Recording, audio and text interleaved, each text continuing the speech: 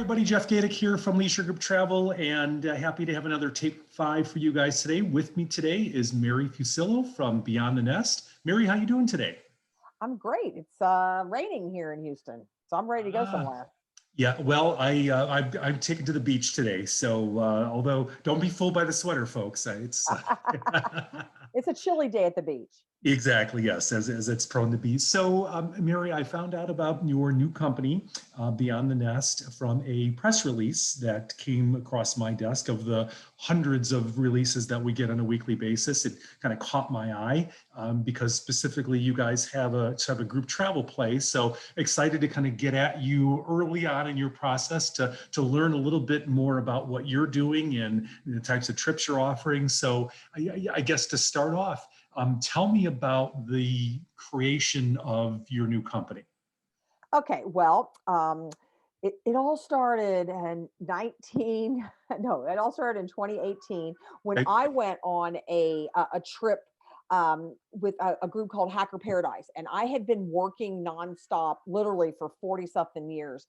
And my kids had gone to college, and I was like, I need to do something different. And so I actually went on a digital nomad trip because my business is kind of portable. As long as I have a computer connection, I'm good.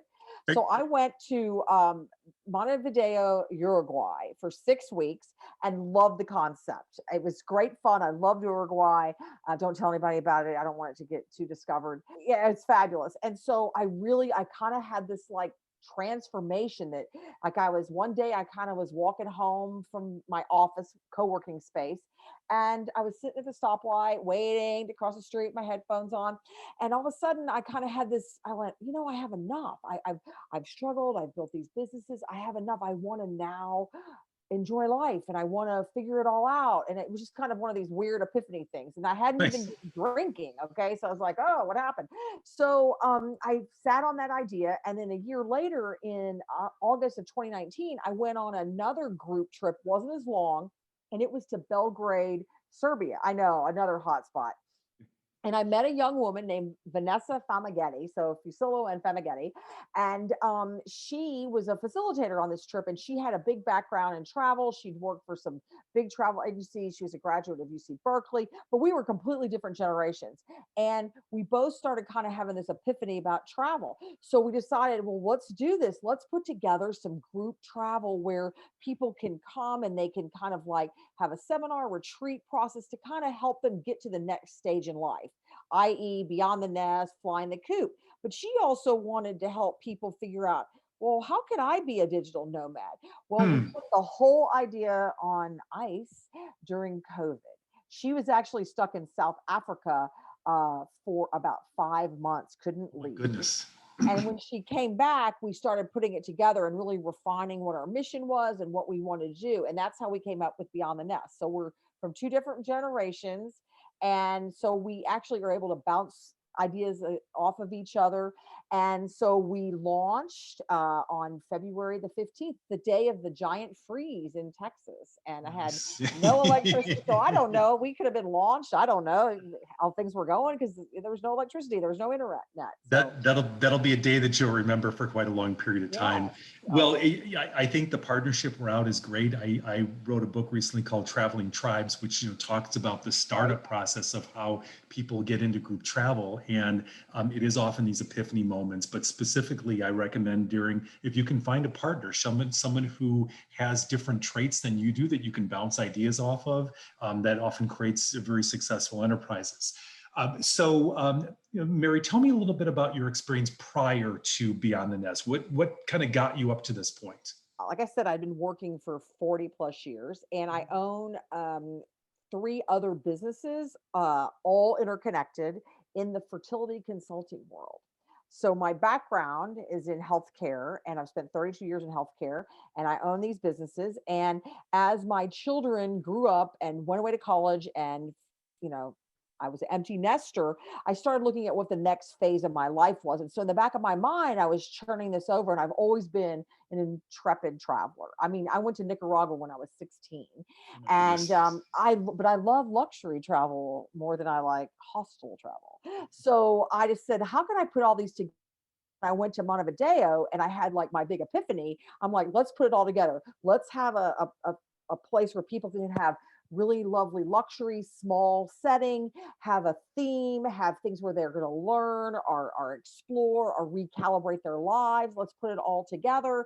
And that's how I ended up doing this. And because I have this business experience, I know how to put a business together, I know how to get it Sure. going, whatever.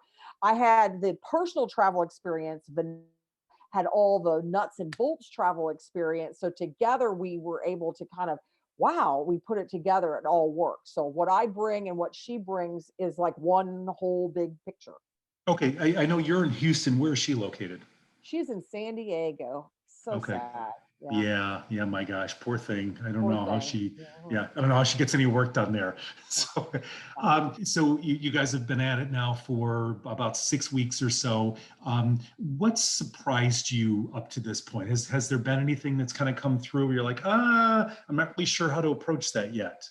Well, we had been, we'd been working on it literally over a year, but it was like one tiny bit at a time. And that I knew how to do the business ramp up. And Mhm. once it started, I think that the biggest kind of aha moment for us was how to get your message out, how to get your brand out. And Mhm. yeah, everybody has an idea. Oh, do this, do that, do that. You can spend a zillion dollars on Google ads, you can spend a zillion dollars on this, but the best way to get your message out is to talking to people and to be able to get in there, hey, I want to tell you about this cool idea we have. And that's been the biggest aha moment for her. I mean, it's just the younger generation. Oh, a bunch of tweets and a bunch of Instagram things, and everybody will come to us. In reality, it's the long slog. It's like you constantly have to be. We had a happy hour last, socially distanced happy hour last night for where our offices are, and because the office where my other business is, and that was great fun trying to get the mission out. But that's just like 10 people at a time. Yeah, and that's often how these things become successful. Relating to something you had mentioned about digital advertising, I listened to a podcast, oh gosh, last week from a tour operator. He's been doing this for 12 years, but kind of started in the same fashion with you. And the announcer and mentioned him, well, how are you doing any advertising? And he's like, well, I have done quite a bit of advertising on Facebook and Google. And to be quite honest with you, I cannot attribute one booking to it. So I just don't do that anymore. But it's an easy lure when you're starting out because it's so easy to target people. But are they actually your customers? So Well, I think that's 100% right because we advertise, we spend thousands and thousands of dollars on my other businesses advertising on Google and Facebook or whatever. And we do see that it's a different kind of business. But what I am seeing is it is driving newsletter signups. And so at good. that point you think, okay, now I have that in the, yeah, at least I'm getting 3 to 5 newsletter signups a day. It's not huge, but that's decent. And our how many people are coming to our website is growing from 100 to 300 a day. So it's slowly but surely getting up there. But Good. still, it's like you feel like you just hand your check to the guy who owns Google. I mean, what's the point? Yeah. The conglomerate that runs Whatever Google. his name is, Bryn or whatever, right? Yeah. So tell me about your software. Your website runs on what type of platform? On Kajabi. Oh, okay. I'm not Yeah, familiar are with you that. familiar with? Okay, Kajabi. I was like, what? And my web person who has done my other business's website said, oh, Kajabi is the coolest because it's all integrated. So that your platform is there. And the thing is that once she's built the platform, Vanessa and I can go in and we can change things. Like we just updated our second trip. It's going to be a Greek Isle. I think it's going to be Scott. I can't pronounce it. It starts with an S, but it's not Santorini. It's near Mykonos.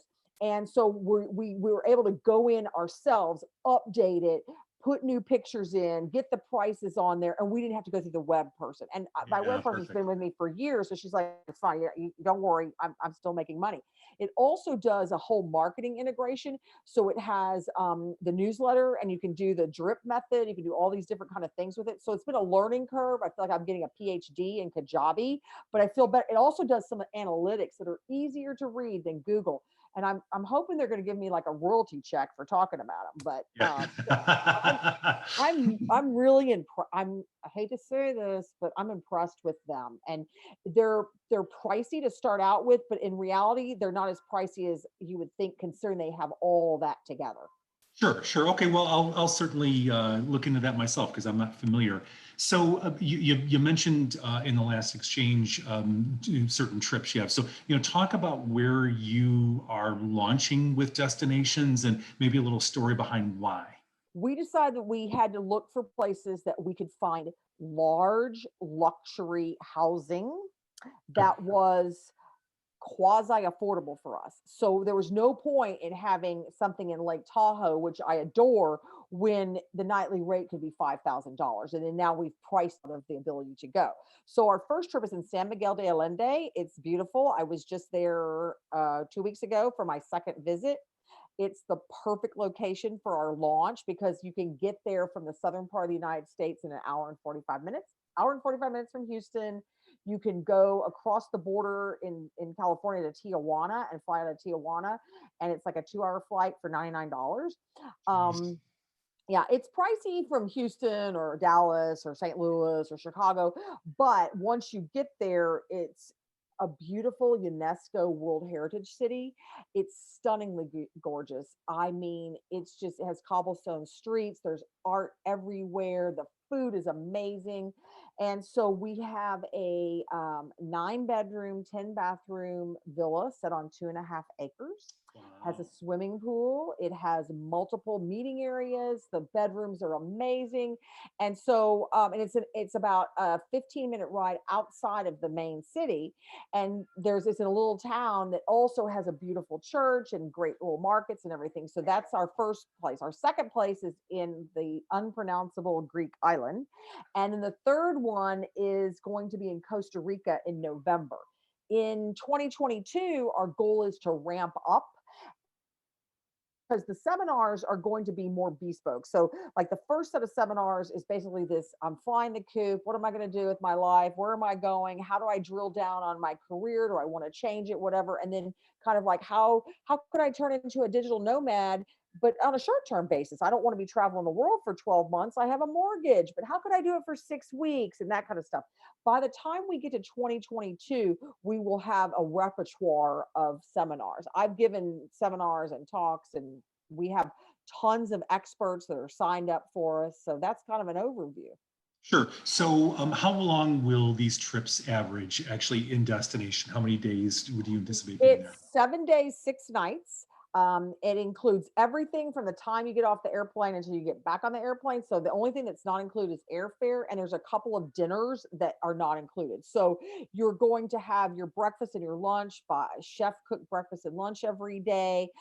Happy hour, like in San Miguel, we have a tequila maker. It's going to come talk about how they make tequila, and then you can taste the product. Um, Art dealers, there's a huge art scene. So there's going to be gallery tours, yoga, Pilates, and then in the mornings there's going to be an hour or so of the seminar, and then maybe a 45-minute kind of breakout session, lunch. If you want to come to the afternoon, I'm much or as little as you want. Also, all cool thing, you can bring your spouse or your friend or your partner, and they don't have to do this seminar. They can just hang out, and they get a like a lesser rate per se because they're not doing the seminar. So they Gotcha. can just, the husband can come and he can go play golf, or he can wander around and taste tequila all afternoon. So meals will be within the house, and are you bringing the chef, or is the chef the residing chef down there? the chef we were interviewing them, and we have a great chef. So we're going to have a welcome, so that's breakfast and lunch every day, all your activities. There'll be some things that you would pay a premium for, like if you went down the road and went to, there's a great hot springs that you would pay extra for that. But and we're having a welcome dinner and a goodbye dinner, but the dinners in between, we're going to have suggestions where you could go, because the food in San Miguel is amazing. So you can go out to a restaurant, that kind of thing. So that's You'll have kind of some our sort main of hub. transportation on site Yeah, then, some we sort of have van or something? 3 drivers that are ready at a moment's notice. So we were there in San Miguel setting up everything, getting all of our people in place to do that. So they'll start on Sunday, and then the first week will be over on Saturday morning. You'll get a little box lunch to go back to the airport. We're offering a special: if you want to spend one more night, you would just pay an extra one night fee. There'd be no activities, but you could spend one more night, fly out on Sunday. The next group comes on Sunday and leaves the following Saturday. So there are Okay. 2 weeks. You can stay for both. You get a discount for both. So you could, one week you could do seminar and get all educated. The next week you could just have a great time. Okay. So you're targeting empty nesters with this. So it's that got it what like anywhere from mid 40s to could be mid 60s, I guess, right? Well, we're kind of looking at, there's two different groups. So we're calling it empty nesters, but that doesn't necessarily mean that your children left. It could mean that you now are, you're leaving your nest. We're getting out and about after COVID, we hope, right? Mhm. And so you could be flying the coop, you could be getting out. You maybe were child free and now you're like, I want to change my life. This whole experience with COVID makes me think I want to do something different. I want to recalibrate. I want to rethink my focus. And then the other group tends to be people who could be digital nomads, but don't necessarily want to live in Bali and sleep in a hammock for 6 weeks. They'd really like to figure out how to do it in a more genteel fashion. And that's the second. So our age range is like 45 to 65, but maybe 25 to 45 for the other five group. Sure, sure, that makes sense because they are a little bit more able to Overlap. leave for 6 weeks. If I left for 6 weeks, someone's going to miss me around here. Okay. Right. But when you work for, like, I found out when I went to Montevideo when I was in Belgrade, and even all the trips my family's been on over the years I've owned my business, I still work. As long as you have a computer connection, that was one of the things that when we were looking at places, they had to have a very high speed computer connection or internet connection because we had to make sure that they were able, our people that come on these, they may be working from home a little bit too. Okay. Yeah. Did you model this after anything that you'd seen before, or was this kind of just snatched it out of the air and here's the idea and pulling it together? Well, it kind of came in a sense from, I always dreamed of going on like one of those spa things, like the Miraval or Canyon Ranch or whatever, and like all day long you'd be pampered and have massages and everything. And so I actually, when I lived in Phoenix, they had, when you were a resident in the summertime, you could go to Tucson, which is where Miraval and Canyon Ranch, two famous ones are, and you could do the day package. And you paid a fairly like $200 and you got a service, you got to spend the whole day there. And I remember thinking, oh, this is great. But after one day, I was kind of like, okay, I've had enough. So I never got to do the 7-day thing. I Okay. thought, but what is it? What if I actually could learn something or do something or go to seminars or do whatever? And so I wanted to put it all together. And I love hotels. I love luxury hotels. So I thought luxury, great location, lots of pampering, great food, great conversation. And the coolest thing about us is that this is not just show up on Sunday and leave on Saturday. So for the month beforehand, we have a portal on our website that will allow like members only. So it's like a Slack channel within our portal that, so all the people going on that trip will get to know each other and they'll learn more about each other, and we'll have exercises and they'll have pre-programming mentorship, like, so that on your 6 days that you're with us doing workshops, it's not like, okay, where do I start? You have already started building your plan so that you can grow it that week. So, and then a So, month afterwards too. yeah, I was going to say, so at the conclusion of this, somebody should have a structure of if they want to go down this route, here's the blueprint of how to make it happen. And now, Right. would they go on additional trips of yours, you think, or? They could. And right now we have the seminars set up, we have speakers, we have all that for the first 3 trips, okay, through the end of the year. But the goal would be, our ultimate goal is to be a retreat company so that Okay. you can see beyond your nest and you can come here. We've already been approached by 3 different like other companies that want us to put together. They have the retreat and they want us to manage it. So we're still thinking, is that where we want to go, where we set it up for them and then they come and do the retreat? Or do we like our little niche that we want to build? So we're still Yeah. thinking about that. Well, I think that might be an interesting option, but you're smart in continuing along the path that you have to control Right. that end of the product. But maybe this is something that you can template for Canyon Ranch or whoever that might Right. be. And if talking about building FaceTime and clientele, what better way to get in front of people that might want to go to San Miguel or the Greek islands than on a short event, something like that. So smart. So you've got the 3 trips planned right now. Where do you see this going number of trips down the road? Principally Well, international, or is it, you know, do some things domestically? our goal is kind of to do some things domestically, and we kind of did A/B analysis. Okay, it was very scientific. It was on Instagram, so it was very scientific. But we asked people, "Would you like to go here? Or would you like to go here?" And so we got, a couple hundred people. Domestic is out right now. People are like, "I'm stuck. I'm done. I want to go somewhere else." Okay, so the people, because we have a luxury price point, so they're not looking to go to Possum Lake, which is this lake up in North Texas. Okay, they're not looking to go there. They want to go to Greece. Okay, or they want to go to San Miguel, or they want to go to Australia. So we are looking at that. We would like to do two domestic ones in 2022, mainly at beach locations. So either like North Carolina, South Carolina, the Gulf Coast of Mexico. One of the things unfortunately, about California is the price point, and it's very, very hard to find large houses in California because we need a minimum of 7 to 9 bedrooms.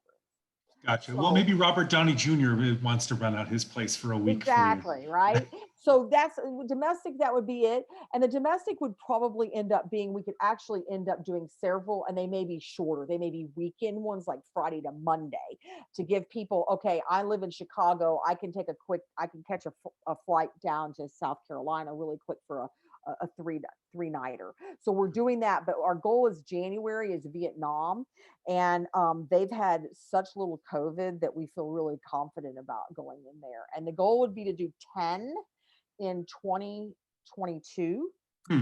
and taking basically December off and August. December and August are kind of the months where people are at home, and then August is like the end of summer, and people kind of have a different idea of what they want to do in August. Sure. Well, I think the beaches are a great location. I would not overlook mountains as well. There's some Yeah, I love beautiful mountains. mountain Santa retreats in Fe. the fresh Mhm. air, and just, very, very inspiring from that end. Now, maybe you're a little early in this process. Have you looked at different softwares for handling online bookings and things along those lines, or it's all Well, on a request basis? Kajabi does that. Really? Okay. Yes, so we have a portal right now on our website that if people, they can pay a deposit of $500 now, and it's good for any of the trips this year and up to the first one in January. So they say, okay, I don't know which one I want to go on, but I want to reserve my spot, because there's really anywhere from 7 to 14 spots per trip maximum. Okay, there's no more people. So if you want your own room, then that's it. But if you want to bring somebody, it could be two people in a room. So the software we're using, this Kajabi, you can pay through it. It's tied to Square, and then it kind of basically runs this whole spreadsheet thing. Now I did have to integrate with Xero, I can't pronounce it, which is the accounting software, but they integrate. Oh, okay, sure. So then you get some sort of financial reporting. Okay, well, Right, right. that, So, and I have businesses, so I'm used to doing that kind of thing. And it's the same thing. The money comes in. Right now, we have it automated so that their second installment is due, I think, in April for the other, and then the last one's 45 days ahead. So we let you pay in installments. yeah, I alluded earlier of the book I wrote, which deals Mhm. with folks like yourself. And I'm always trying to provide some sort of inspiration or guidance to them, because I think, we're on the precipice of this sort of breakthrough, and people recognizing that these small group adventures are really the preferred way to go, whether it's something that you do or people that love gardens, and, just the fun experiences. What I'm looking for here, any advice for somebody who's maybe considering making not a move doing what you're doing, not to copy your business, but sort of a similar move at the point in life? What was your breaking point, or what would you say to reach out to them? I would say one of the things I learned, since now this is my fourth business I will have started, and I never started life as an entrepreneur. Okay. I started my other businesses in my like mid 40s. And I will say I was a little timid at that time. I was too scared. This time I'm like, I'm in for everything. And I think that's the attitude you need. I never have doubt in the back of my head, this is not going to work. My first businesses, every morning I wake up and go, is this the day it's not going to work? And it worked, obviously. I'm about to sell my businesses, right? But this one, I'm like, no, it will work. It's going to happen. I have to look forward. So when I panic about, do I really want to spend this money on Kajabi to host the website? Yes, I do, because it's Mhm. going to be worth it in the end versus because our website is beautiful and you can tell it's like, okay, it's a great platform. There's a big difference between mom and pop websites and a professional website. And we needed to be professional. Yeah, absolutely. Especially with the type of clientele you're looking to attract Right. in the business plan. So smart. Well, great. I really appreciate your time today, Mary. Look forward to catching up with you and following Yeah. your progress as you move through. But I'm super excited. Great idea, fresh landscape. And I love hearing about these things that is uncharted territory, but makes all the sense in the world. So best of luck to you in the future. Thank you.